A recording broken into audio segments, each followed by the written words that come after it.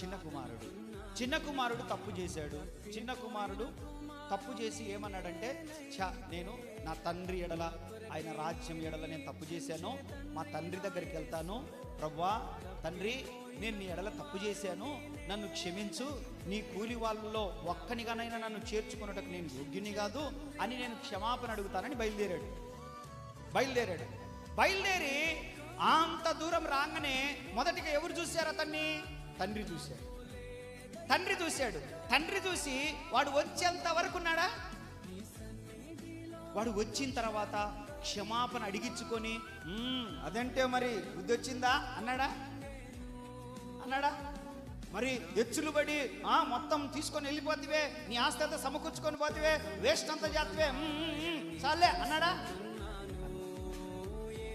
అంత దూరం నుంచి అతన్ని చూసినటువంటి తండ్రి ఏం చేశాడో తెలుసా?